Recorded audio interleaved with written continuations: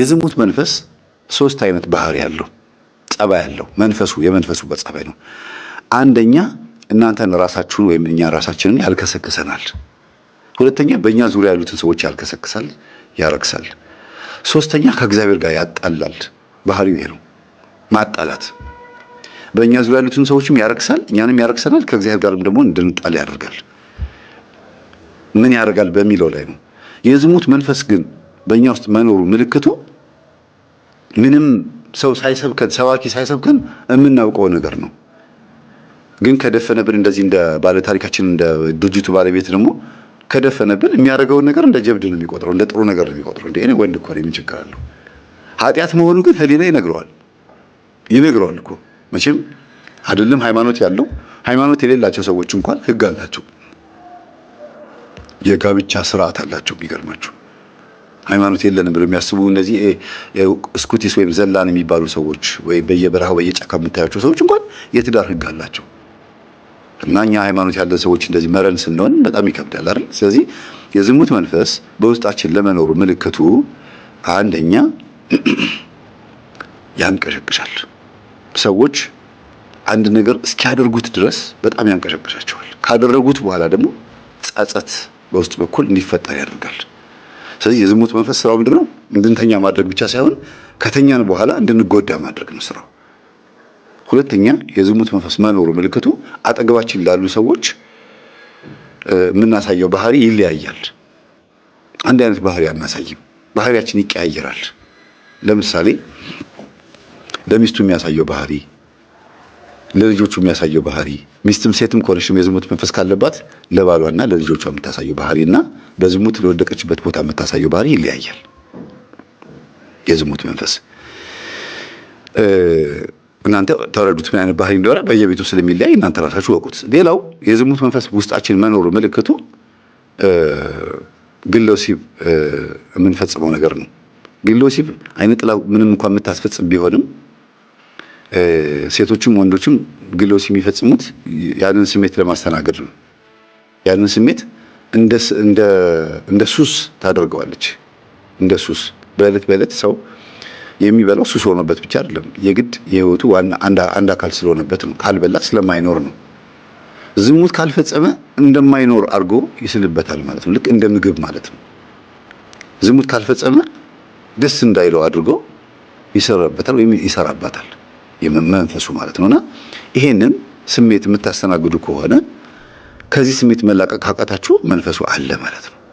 ሀቢት ወይም ድግግሞሹ ተርኒንግ ፖይንቱ እዛው ላይ የሚጥላችሁ ከሆነ አሁንም እንድታረጉት የሚጋብዛችሁ ከሆነ በትክክል መንፈሱ አለ። እሺ ይሄ መንፈስ ስታውቁበትና ስትነቁበት ስልቱን እንዴት ይቀይራል? አንደኛ ያገባችሁ ከሆናችሁ አንቺ እየሰገድሽ እየጸለይሽ ይሄ መንፈስ ለማስወገድ ወይም ደግሞ ስርዓት ይዘሽ በጾም ውስጥ ማለፍ የምትፈልጊ ከሆነ ካንቺ ይወጣና ባልሽ ላይ አርፎ ያስጨንቅሻል። በሰንበት ቀን፣ በግዝት ቀን፣ በአጽዋማት ጊዜ ምናምን ላይ ችግር ይፈጥራል ማለት ነው። ያስጨንቃል፣ ያስቸግራል። አንተም ላይ ደግሞ ከሆነ ሚስትህ ላይ ከአንተ ወጥቶ ሚስትህ ላይ ያርፋል። በፍቅረኛሞቹ መካከልም ከሆነ ደግሞ መስገድ፣ መጾም፣ መጸለይ ሲጀምሩ ይፈታተናቸዋል። መዳራት፣ ሸራ መጓተት ምናምን እንደሚባለው አለ አይደለም? በዛ ነገር ውስጥ ይጥላቸዋል፣ ከባድ ችግር ውስጥ ይከታቸዋል። እና መንፈሱ ከኛ ይወጣና እኛ ስንተጋበት ከኛ ይወጣና ሌሎች ሰዎች ላይ አድሮ መጥቶ ያንን ጉዳይ እንድናስተናግደው እንድናስበው ከአይምሯችን እንዳይጠፋ በጾሙም ሆነ በዛ በእለቱ ወይም ደግሞ በጉዳዩ በረከት እንዳናገኝ ያደርገናል ማለት ነው። የረከሰ ሐሳብ ስለሚያመጣ ሁሉ ጊዜ የረከሰ ሐሳብ መሆኑን ሳይነግረን እኛ እንዲጥመንና እንዲጣፍጠን አድርጎ ነው የሚያመጣው። ለኛ እንዲስማማ አድርጎ ነው የሚያመጣው። ደግሞ ነገሮች ምቹ ይሆናሉ ይሄን ለመፈጸም። ይሄን ለማድረግ ነገሮች የተመቸ ይሆናል። መንገዱም፣ ሁኔታውም፣ ገንዘቡም አጠቃላይ ምቹ እንዲሆን ያደርገዋል። በባልና ሚስት መካከል ግን ምቹ እንዳይሆን ያደርገዋል። በሁለታችሁ መካከል ቅራኔ እንዲኖር ምክንያት ተፈጥሮ በምትሰርቁት ጉዳይ ላይ ግን ምቾት እንዲፈጠር ያደርጋል ማለት ነው። ነገሮች እንዲስተካከሉ እንዲሳካ ያደርገዋል። እና የተሰረቀ ይጣፍጣል ብለው እንደሚሉት አይነት ነገር አካሄድ እንድትሄዱ ያደርጋችኋል። ከዚህ ነገር መላቀቅ የሚቻለው እንዴት ነው? መጀመሪያ ስትሰግዱ ስትጸልዩ ይሄን መንፈስ ለመያዝ ከሆነና ከመንፈሱ ለመላቀቅ ከሆነ መጀመሪያ ታሰር ነው የሚባለው። ባለበት እዚሁ እኔ ጋር ማንም ጋር እንዳትሄድ እኔው ጋር ሆነ ታሰር ነው የሚባለው። እኔው ጋር ሆነ ታሰር። ከዛ በኋላ ታሸኙታላችሁ። ወደ ሌላ ሰው እንዳይሄድ እናንተው ጋር ሆኖ እንዲቀጣ ነው ማድረግ ያለባችሁ የመጀመሪያው። ከዛ ቀጥሎ ደግሞ ስጋን ምቾት እንዳይሰማው ማድረግ ቢያንስ እንኳን እስክትገሩ ያ ስሜት የሩካቤ ኒኮቲን የሲጋራ ኒኮቲን እንዳለ ሁሉ የሩካቤ ሐሳቡን ከአእምሯችን እስኪጠፋ ድረስ ስጋን በጾምም በስግደትም ምግብም በመለየትም ራሱ ለውዝ ከመብላት ምቾት የሚስማሙ ድሎት እንዲስማማን ከሚያደርጉ ምግቦች ትንሽ ራቅ ብሎ ራስን ማጎሳቆ ስጋን መጉዳት የዛን ጊዜ ትንሽ እንትን ይለዋል።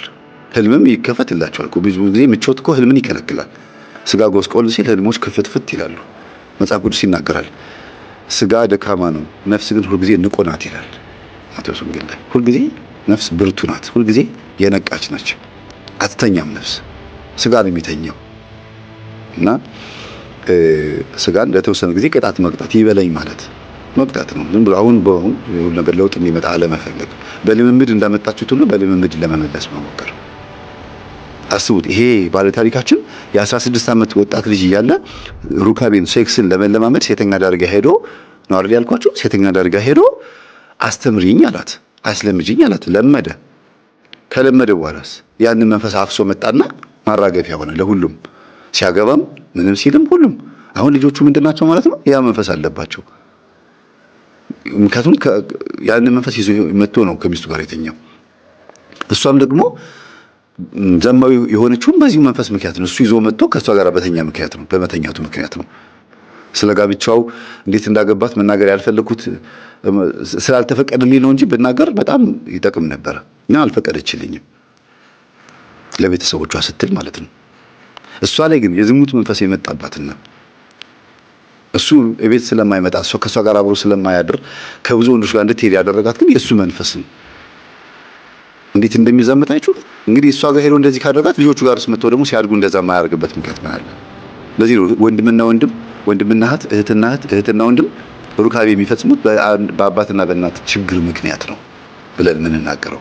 ባዩት ቪዲዮ ብቻ አይደለም። ለዛ ቪዲዮ የጋበዛቸው መንፈስ ግን የቤተሰብ መንፈስ አለ፣ የዝሙት መንፈስ ማለት ነው።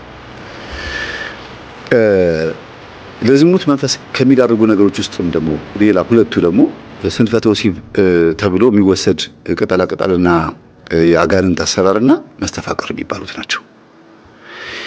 ላገባት ብሎ ሲጠይቃት ወይም ደግሞ ሲሞክር እምቢ ትለዋለች፣ ወይም ደግሞ የማይሳካ መስሎ ሲሰማው በመስተፋቅር ያገባታል። ከዛ ያ መስተፋቅር መንፈስ ደግሞ ሁለቱን በዝሙት ነው የሚያፋቅራቸው። በቃ የተፋቀሩት እኮ ልጅ ለመውለድ ቢሆንም ለመጋባት ቢሆንም ግን ዋናው ጉዳይ ትኩረቱ አይቷትን የወደዳት አካሏን አይቶ ስለሆነ የዝሙት መንፈስ ነው መጀመሪያ በቡዳ መልክ የሚገባው። ግን ውስጥ ያለው ደግሞ እሷ ውስጥ ያለው አይነ ጥላ ደግሞ ይከላከላል። አታገባትም የኔ ነች ይለዋል። ከዛ ምን ያቀርባል? ስጦታ ያቀርባል። መተት ማለት ነው። መተት ይመጣና አይ ይጋቡ ልጆቹ ያንተ ናቸው ብሎ ያዝለታል። የሚወለዱት ልጆችን መልከፍ ትችላለህ ይባላል። እሺ ይላል። በመስተፋቅር ያገባታል። የሚወለዱት ልጆች የተለከፉ ይሆናሉ። በመናፍስት ስለሆነ የተጋቡት በመናፍስት ያድጋሉ ማለት ነው። ሆረር ፊልም ይመቻቸዋል። ግለ ወሲብ ይፈጽማሉ። ከጎረቤት ጋር በልጅነታቸው ድንግልናቸውን ያጣሉ። በጣም ብዙ ችግር ይፈጠራል በልጆቻቸው ላይ ማለት ነው። የማይታዘዙ ልጆች ነው፣ አደገኛ ልጆች ሆናሉ። መቆጣጠር ያቅተዋል። አባትም እናትም ከቁጥጥር ውጭ በላይ ነው የሚሆኑት። እና የዝሙት መንፈስ በመስተፋቅር ምክንያትም ሊገባ ይችላል።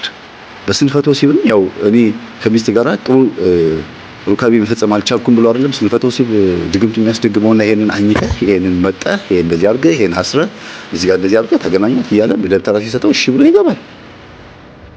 ከዛስ በምን ብርታት ነው ከሚስቱ ጋር የሚተኛው? በመናፍስት። ከዛ ምን ያደርገዋል? ዘማዊ ያደርገዋል። አንዱ አልነገርኳችሁም ከዚህ በፊት ባለቤቴ ደካማ ስለሆነ እኔ ደግሞ ሩካቤ ስለምወድ አለች። በቃ እንዴ ያስፈልገኛል ብላ ሄዳ ጓደኛዋ ስታመክራት ስንፈተ ወሲብ አሰሪ ያለቻት እሺ ብላ አሰራች።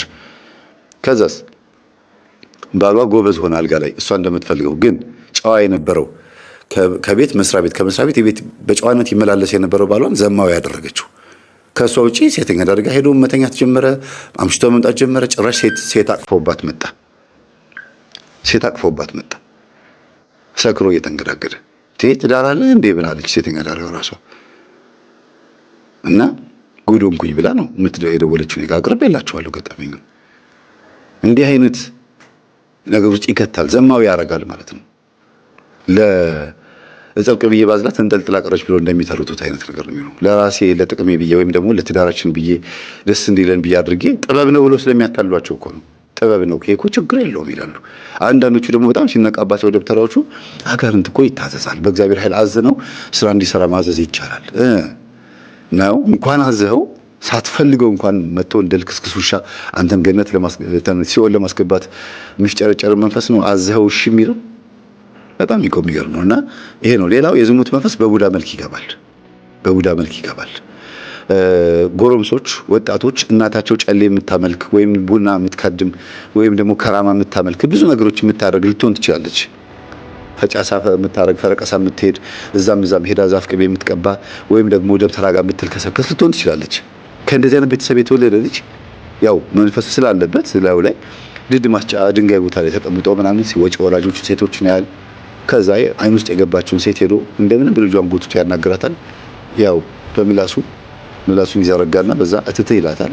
እሺ ትላለች። አንዴ ከነካት በኋላ የዝሙት መንፈስ ገባ ማለት ነው። ከርቀት ራሱ ሲስቱ እንዴት ነው ያምራል፣ አሪፍ ነው፣ ምንድነው መቼ ነው ሰላም ሻይ ቡና እንበል ይላል። ገብቷል የቡዳ መንፈስ። እሷ ደግሞ